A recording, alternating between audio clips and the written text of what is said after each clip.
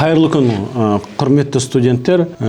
Бүгінгі күні Қаржылық мониторинг агенттігі сіздерге 3-ші дәріс ойын құмарлық туралы түсіндіріп кетпекші.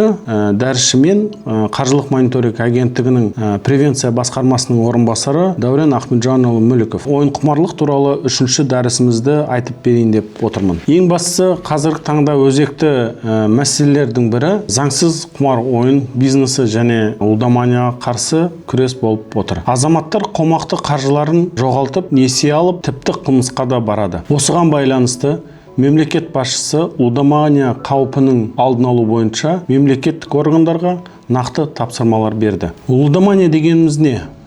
Бұл мәселеге тереңірек тоқталайық. Құмар ойындар бұл ұтысқа үміт артып, ақша немесе құнды заттарға бәс тігу арқылы жүзеге асырылатын ойын-сауық түрі.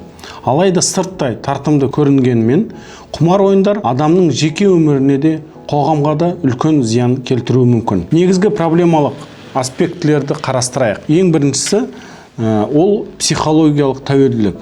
Құмар ойындар алкоголь немесе есірткіге тәуелділік сияқты адамда ойынға тәуелділік қалыптастырады. Бұл неге пайда болады? Бұның ең бастысы мәселесі ол дофамин гормонының бөлінуімен байланысты.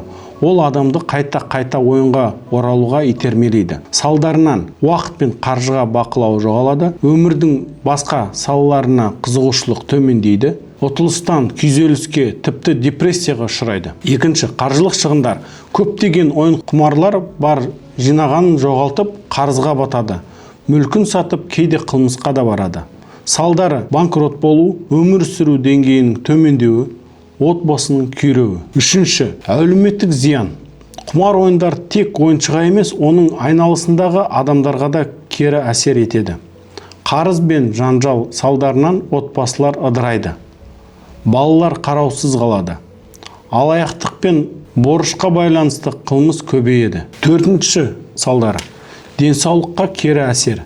Үнемі күйзеліс пен психологиялық қысым, ұйқысыздық пен созылмалы шаршау, жүрек қан тамыр аурулары, ауыр депрессия мен суицидке апаруы мүмкін. Бесінші, жеңіл ақша иллюзиясы. Көпшілік құмар ойындарда тез ақша табамын деген үмітпен кіреді. Бірақ математикалық тұрғыда жеңіске жету мүмкіндігі өте төмен.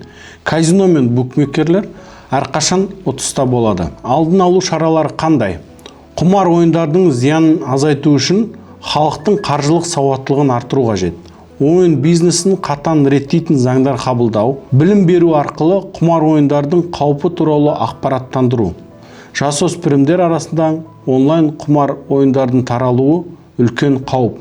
Компьютерлер, ноутбуктер, смартфондар арқылы оларға кіру оңай. Ұлыбританиядағы 3 зерттеу нәтижесі 11-16 жастағы балалардың 2% онлайн лотереяға қатысқан.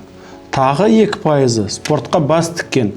Онлайн казинода покер мен бинго ойнаған. ТМД елдерінде 18 жасқа дейінгі балалар мен жасөспірімдердің шамамен 5% құмар ойынға тәуелді. 18-30 жас аралығында бұл көрсеткіш 5-10%. 30 жастан асқан азаматтар арасында тәуелділік көрсеткіші 2-3%. Негізгі тәуекел тобын жалғыздық пен қаржылық қиындыққа тап болған ересек ер адамдар құрайды. Бірінші ойын тәжірибесі көбінесе интернет, ұялы телефон немесе теледидар арқылы өтеді. Қазақстанда электрондық және интернет казино қызметіне тыйым салынған. Казино букмекерлік кеңселер мен ойын автоматтары тек арнайы аймақтарда ғана жұмыс істей алады. Алматы облысы, Қапшағай су қоймасының жағалауы және Ақмола облысы, Борабай ауданы.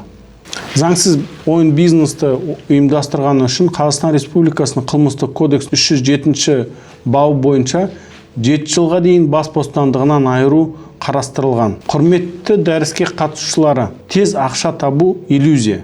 Болашағыңыз бен денсаулығыңыз туралы ойланыңыз. Қаржы мониторинг агенттігі заңсыз ойын бизнесіне қарсы жұмысы.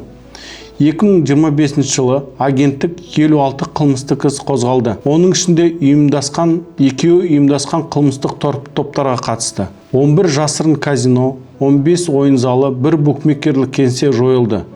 26 онлайн алаң жабылды.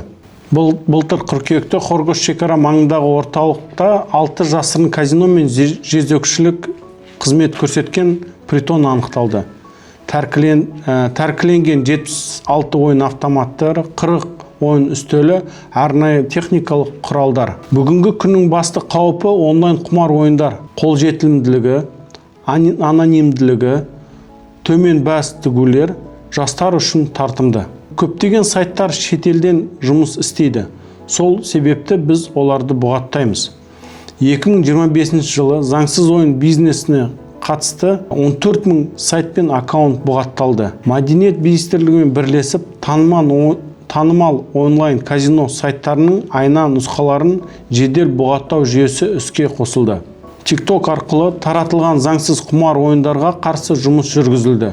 Күн сайын 200-ге дейін пайдаланушы қатысқан, орташа ставка 3000 теңге, ұйымдастырушыларға қатысты қылмыстық іс қозғалды. TikTok әкімшілігімен бірлесіп жасанды интеллект жүйесі арқылы тікелей эфирде заңсыз контентті бұғаттау тетігі іске қосылды. Инстаграмда заңсыз лотереялар белсенді жүргізілді. Тек үкіметтің қаулысымен бекітілген ұлттық оператор ғана лотерея өткізе алады. ұтыстар мен билеттер сатып алу банктік қосымшалар арқылы жүргізілген. Шешімі Мәдениет және спорт министрлігімен меморандум жасалып, 100-ден астам әкімшілік хаттама толтырылды.